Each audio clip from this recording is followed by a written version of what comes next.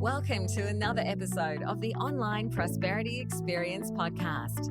You're about to hear your host, Prosper Taravinga's powerful digital marketing strategies and actionable tactics that you can use right now.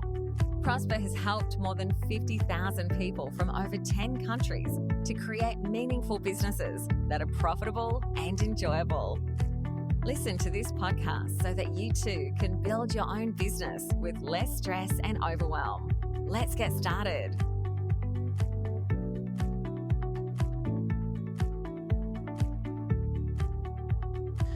The lessons I've learned along the journey of creating a business that's profitable and enjoyable. See, if you're a coach or consultant that is passionate about doing the work that you're meant to be doing and living an inspired life while you're doing it, you're in the right place, my friend. My name is Prosper, and this is the Online Prosperity Experience, where my mission is to help you, coaches and consultants like yourself, to build a brand that you're proud of and create a lifestyle that you love. And obviously in our show or in our podcast, we usually talk about the things that actually create or move the needle in order for you to actually grow your business and enjoy the process. And today we're going to be talking about things that I've learned along the journey. And I'm hoping by the end of this, you would actually be able to take some time off your business and know that it will actually perform perfectly even in your absence, so that you are actually having a lifestyle along the way, okay? So, in business, there's a lot of false starts that happen, and my journey has been mirrored by things, like that. You see, I'm not gonna lie, it was tough for me when I first started. I had just landed in Australia, and I literally knew no one, and I was so far away from my family and friends, and I actually struggled to, first of all, get regular work and actually pay my bills. And at some point, I was actually almost evicted from my apartment in Richmond. That's a story for another day. And usually, when you get to a stage like that in your life, you learn something. Otherwise, you wouldn't have a good story to tell. So every day when I then meet up with some clients or people that are looking to start their journey or are already on their journey, I usually ask them what they've actually been through that can actually strengthen them, or they can use that as a reference point so that they would never want to go back to that. And usually we learn from a lot of lessons, of things that we have gone through, more from, our experiences in our life, happenings or things of that nature, right? So at any given moment, you want to be paying attention to what is actually going through to you, so that one, you can have a good story to tell, and then two, you see, if you have something that you're embarrassed with or you're struggling with right now, that is a point, a good reference point for you to create from and to create content that actually resonates, because nobody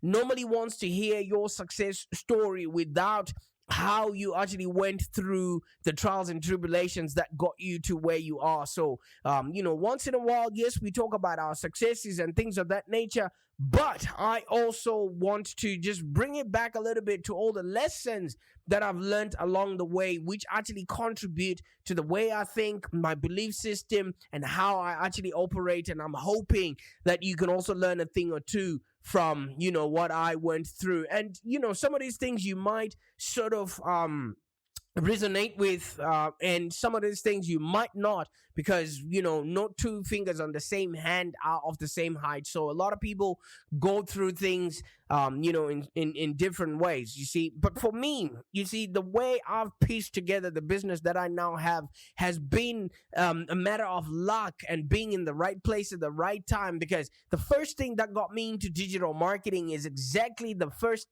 thing that got me fired from one of the jobs that I had, along the journey. You see, I was fired for having created a Facebook page for the restaurant that I was working for. And, back in that time, they did not sort of view the internet as a place of growth. They saw it as a place where their competitors would leave nasty reviews for them. So, things of that nature. I actually started learning all I could in order for me to not be fired again when I was given the opportunity to start running the Facebook page for that business. All right. And some of the things that I did along the way, which I don't think a lot of you guys would know. I don't think you know that I'm actually a model on the side. Yep. In addition to being a digital marketer, with coaching and some sort of consulting that I do, I've been one of the recognized faces, in the Melbourne modeling scene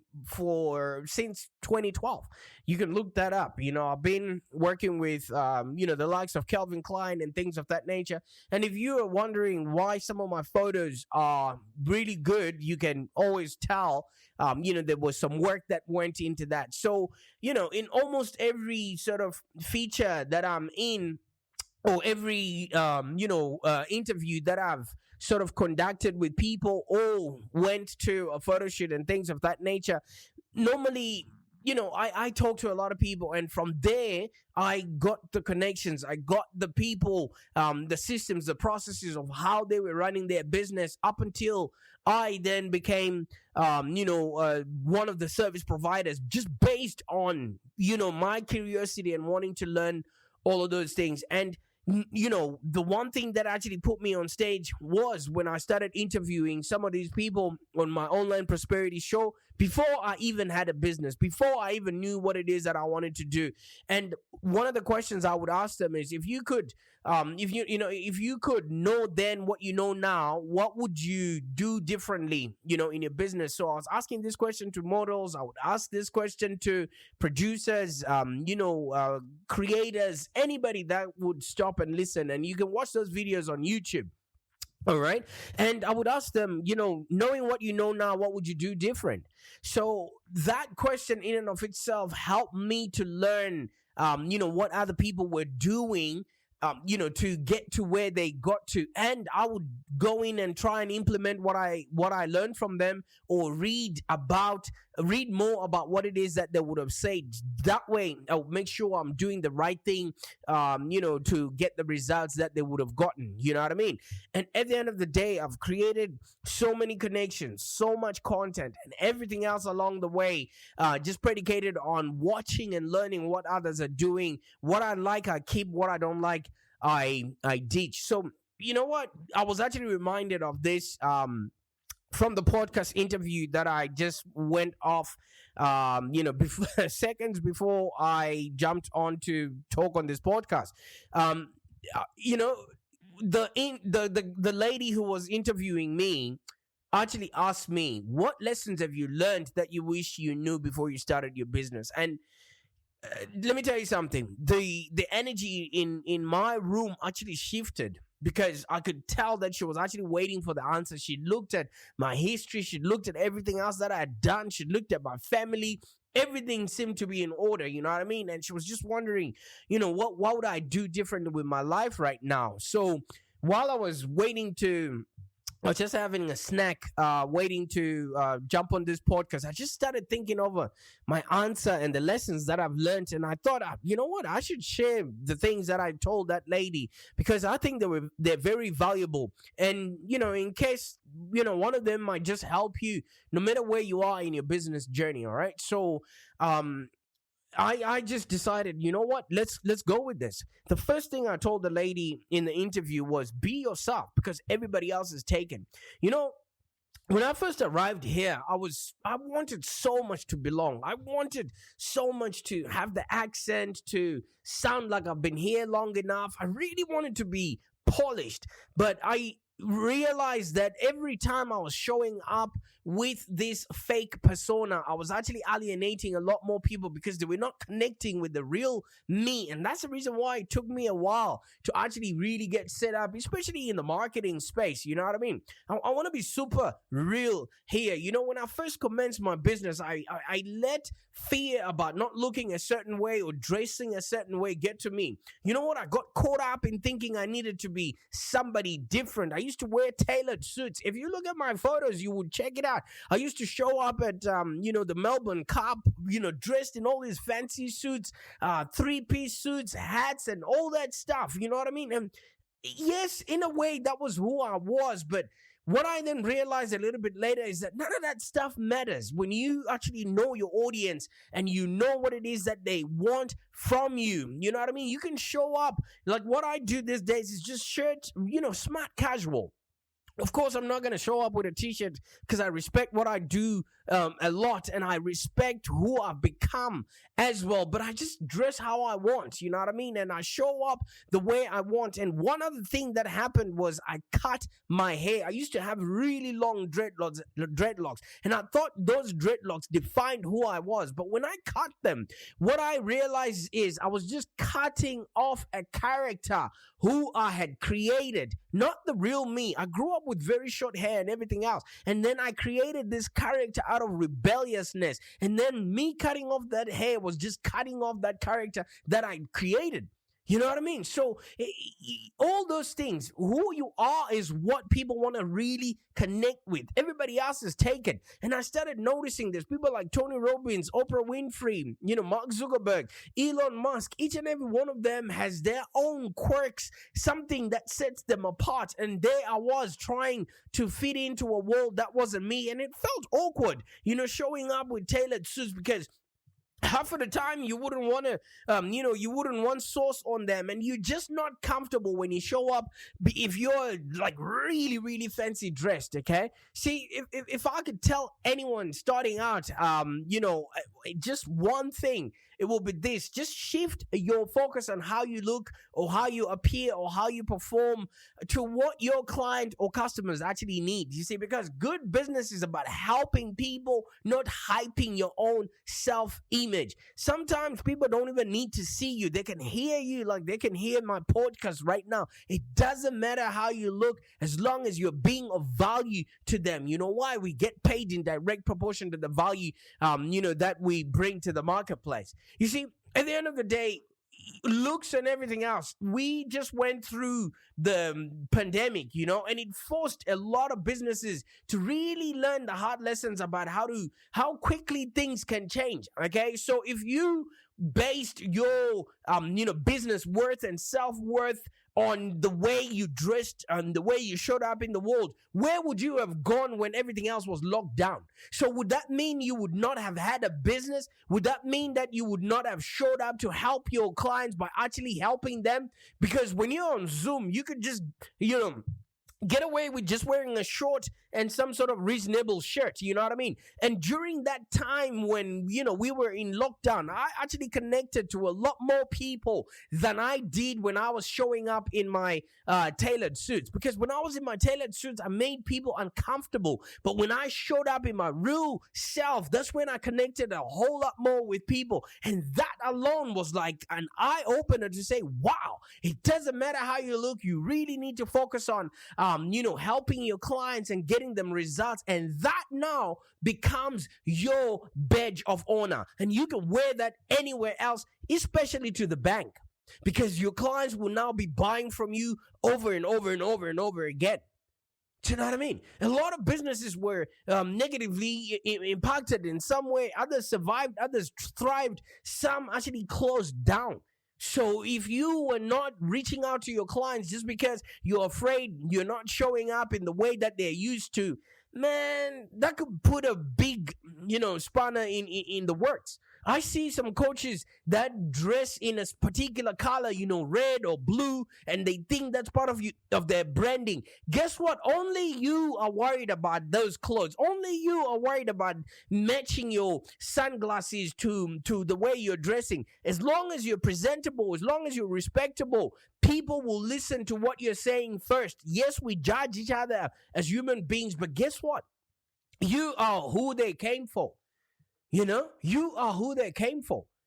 So whatever you're doing, just make sure that you are literally showing up for the people, and people are not buying into just the persona you're creating, because you can create so many different personas for so many different people, for so many different stages in their buying journey. And talking about a buying journey, one other thing that I also learned is there's enough out there for everyone. So if you're just gonna show up in that rehashed, person, you will not be able to pivot or change or be other things to other people that might not see you in the light that you see yourself. Because look at it, there's a lot of people now that the world is open now. There are a million people that do what you do, and if you stop to worry about what what they're doing, and you lived in a constant state of scarcity, then chances are you wouldn't be where you are today. Okay, so there's always going to be another coach who's going to be helping people with their health, their wealth, and their relationships. You just need to show up with how you can help people and help them by actually helping them. So instead of worrying about what others in your industry are doing, just try and focus on solving problems for your clients. That's all you've got to do. Solve problems for your clients and make sure they intricately understand what it is that you can do for them. You see, very few ideas are original these days. And I was reading somewhere that if you just make 10%, of an idea yours, you can actually pass it on as something unique. All right, everything has been registered or trademarked or things of that nature. And even AI can replicate some of the systems that are out there on the internet. So nothing is original these days. You want to focus on doing the best job the best job you possibly can for the customers in your life, and let others tend to theirs. If you really look at it, right now, you probably just need between 5 to 10 clients that are paying, staying, and referring in order for you to actually have a business that's profitable and enjoyable. If you are really, really serious about the work that you're doing, you don't need thousands or millions of followers. You're not Kim Kardashian, okay? Because Kim Kardashian has teams. If you're just by yourself, you don't need all those people, because you can't be everything to everyone. So you just focus on the right people that you can get results for, and in the process, just do as much as you can and work so much that you're providing value at no cost, in excess of what the rest of the marketplace is charging for. That way you create goodwill. That way you get known for something. Yes, information is a dime a dozen out there, but you then charge for implementation when people show up at your doorstep. Why do you think this podcast is all around about for? And even if I keep repeating the same topics, I'm there to just show my customers and my clients and my prospects that I'm there for them. I've been where they are right now. If they're not feeling like they're progressing or whatever it is, and they're looking at other people and putting them on a pedestal, guess what? People start from somewhere too. I'm talking about pedestals and everything else. You don't need to be on every social platform. I was actually laughing. I wish I could show you this. If it was a video, I could actually show you in my emails. Somebody just wrote me an email and says, hey, what happened to your LinkedIn? Because this is somebody who knew me from my old days, and maybe they are now strong enough in their business. Now they probably want to transact, or they want to refer somebody to me.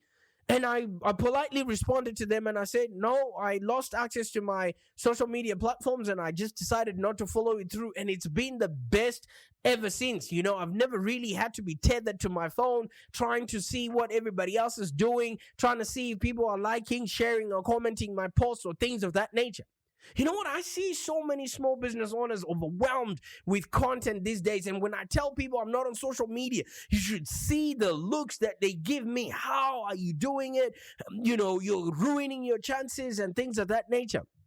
Like I said in the start of this podcast, when I first started, I was so very visual. I was present on social media. I was there. I did my Facebook Live. I was doing the whole wearing suits, wearing watches, whatever that I thought was needed out there. And yet I was not, moving the needle in my business. And when I started, limiting my presence and not being seen, that's when people start seeking you out. Why? Because, scarcity around, what you're doing breeds, curiosity, And one of the biggest problems is, that I face with a lot of businesses is they haven't been told they need, they don't need to be on every social media platform.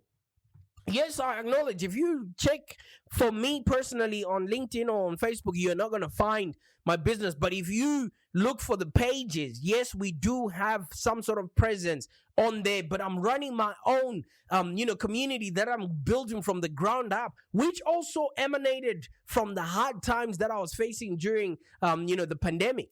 So you don't necessarily have to be on every social media platform, you know what I mean? You need to find what it is that you are good at. Are you good at writing? If that's what you're good at writing and your customers are B2B, then maybe LinkedIn will be the best place for you to play at. Okay, and if you're a visual person and you have to take photos every second day, Instagram will be the place for you. And then what's the other one? I've almost forgotten all about them. Twitter is a bit of a shifting beast at the moment, but it could also be another platform that you could utilize depending on where you are in the world. You see? At the end of the day, you need to be connecting with the right kind of people with the right kind of pain. You don't necessarily have to be chasing every shiny object that's coming your way. And if you notice, even these platforms have pivoted. They've changed who they are. They've changed, the algorithms all the time, just so that they can suit the narrative of the time and also, support the advertising that is keeping them afloat. And if you also look behind the scenes, there's this massive exodus of all these technical people that are being fired by these social media giants because of either artificial intelligence or things of that nature. So even the social media platforms haven't figured out, their own stand, and there we are. We're trying to fit in, to things that haven't figured out themselves yet. I believe it's better for you to invest in maybe one platform or to invest in your own platforms, your blogging, your podcasting, so that by the time you then take that information to social media, at least you're bringing people to something you've created, not something that the algorithm can decide whether it's popular or not. So I believe it's better for you to invest in maybe one platform and do it well than do a mediocre job across multiple platforms where you're actually hurting your brand instead of actually enhancing your brand. And one other thing that a lot of people need to do is really clarify your message. Who are you and why should people care? Like, seriously, in my first month of business, I went to, I think it's called a BNI or one of those networking events, and somebody introduced me, as a copywriter. I knew then I had failed in letting people know what exactly I had done. Yes, I had done some copywriting work for that person, and that's what they knew I did. And I never write copy these days, unless it's for a landing page that I've just created, by myself. So instead of being, able to maybe inform people what it is that I did, because the first cut is the deepest. So you want to make sure that you literally don't confuse people, because if you confuse, you lose. All right? You just need to put it down into one quick line of what it is that you do. So this is what you should, formulate your I help statement. You see, I help dash with whatever it is that you do so that they can exactly how you help them achieve results for your audience. So my one line is I help coaches and consultants with digital marketing strategies so that they can create a business that's profitable and enjoyable. And then pretty much after that, if that intrigues somebody, then we can talk a little bit further. Because if you try and confuse a lot of people, you lose them. You only have 3 seconds to make an impression, and half of the time you have just 1 second, because the other person is already judging a lot more things and they've already, stopped paying attention. All right. And once you've gotten these clients, or maybe you've gotten them to understand what it is that you do for them, charge them.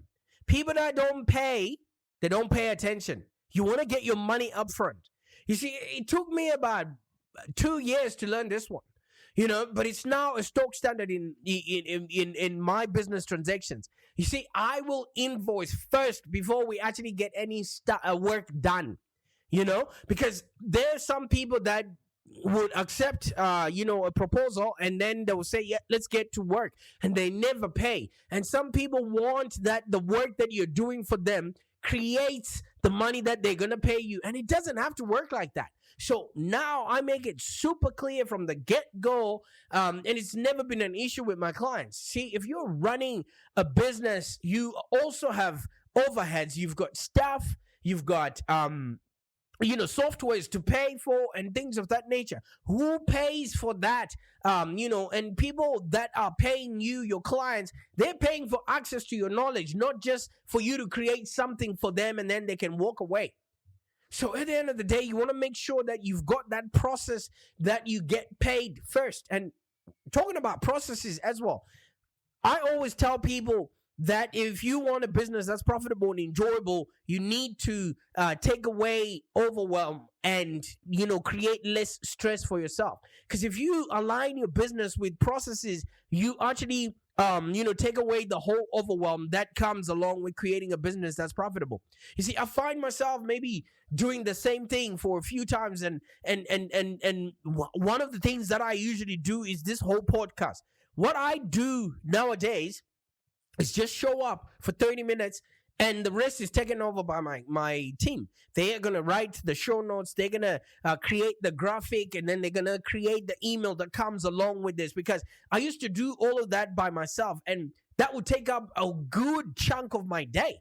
So if you have a process on how it's done, you can show somebody who can do it cheaper, better, faster, and you can actually outsource it. You know what I mean? And I usually talk about you should also have a process for people to schedule a call with you. Make it easy for people to engage with you and ask you questions or things of that nature. All right? So all of these things, create processes. Yes, it's a long journey for you to get to the right process that actually yields a consistent result. But once you've done it well, the person who you pass that on, it becomes a manual, and they can perfect that process even better than you do it. And you can save yourself a lot of time, money, and effort trying to do something that somebody can do cheaper, better, faster. And one other thing that I would also want to encourage you right now, one thing that I learned a little bit later on, is to invest in help. Let me tell you something. I've just recently hired my 11th employee. Yay! All right. And to say it's helped in a huge way is an understatement. You see, I've also invested in bookkeepers. I've also invested in, people that run my website. I've also invested in people that run operations for my business. And when I started, I was holding off on all of this. You know why? Because I thought I would do everything perfectly by myself. But the cost was actually getting more and more unbearable. Okay? I can't remember who said this, but it says the price of light is much bearable than the cost of darkness. Time is precious, both financially and emotionally. Emotionally, you would spend that time with your loved ones. Financially, you could actually be doing other things that, income producing within your business. So if you can afford it, I'd suggest that you start investing in help as soon as you can, so that you can actually get back into doing what you do best. And one thing about having a team also, it expands you, because some things you might just, sweep under the virtual rug, because, it's just you, but your team holds you accountable. Your team actually makes sure that you actually ask for that money from your clients, because if you reach the end of the month with no, money in the bank, then how are you going to make payroll? And your team, really allows you to keep growing. You know why? Because they start doing all the things that you can't do by yourself. You can't climb the ladder of success, with your hands full. So begin before you can. And once you have that, guess what? I don't have social media, right? But I've created, inside of Slack, a place where I can actually connect and relate to my, remote team. And I strongly suggest that you become mates with the people that are going to be helping you create your empire, because why would you invite people that you're not friends with to help you do something that you're going to be depending on? You see? No business is going to run smoothly 100% of the time, and you're going to need somebody to bounce off ideas. And maybe when times are good or not, or not, maybe that could be your spouse, or that could be friends and family. But sometimes some people don't even want to hear your problems. So if you create your own committee, which is basically your team members, you can actually have them understand when things are good and when things are bad, and they can actually start taking ownership in the role that they're playing within the business. All right. And at the end of it all, you now are creating such a good environment that everybody is happy to come to work for. And last but not least, do not be afraid of hard work, because experience is your greatest teacher. No books, no podcasts, no listening to interviews, no seminars is actually going to teach you how to actually create results for your clients. No coach is going to do the sit-ups for you and you get the abs. All right. So like I said, no amount of reading books or watching YouTube videos on any topic will teach you as much as actually doing it. All right. See, every time I'm always reading, I'm always learning new things, but experience is the greatest teacher. When you get confidence in your competence, guess what? You will show up with confidence and you will create a business that's profitable and enjoyable. See, it's so much things that you can learn along the way. These are the things that I could come up with on short notice. You see, I'm always in a constant state of learning, and I genuinely believe that every person in every situation has something to teach us if you're open to it. You know what I mean? So if you run your own business, a coach or consultant, I'd love to know, what it is that you are doing right now and how you're actually creating value in the business that you're running. I hope this has been helpful for you, because most of these things I was embarrassed about, but now I'm talking about them freely. And guess what? The most things that I was embarrassed about are the exact things that are actually paying me right now. So, look at where you've been, what you've done, and look at the experience that you've had. And also pay attention to whatever is happening to you right now. Like I said, because you'd have a good story to tell. And I know these stories can be hard to learn, and in some cases even harder to implement. But one positive about what you're doing right now is it's all for you. And as long as you are living true to yourself, you, my friend, will have a business that's profitable and enjoyable. I can't wait to see what you're gonna do with this information. Bye for now. Thank you for joining us today. If you have any questions, let's continue the conversation in the Live Long Digital community. Become a Live Long Digital community member today.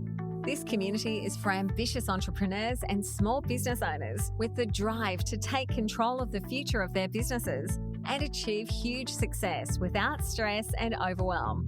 As you heard, Prosper can help you by teaching you marketing strategies that work. So look no further than the Live Long Digital community of entrepreneurs and highly successful business owners. Join our community today. Find us on www.community.livelongdigital.com.au. Network with other driven entrepreneurs and find the expert guidance you need to take your business to the next level. www.community.livelongdigital.com.au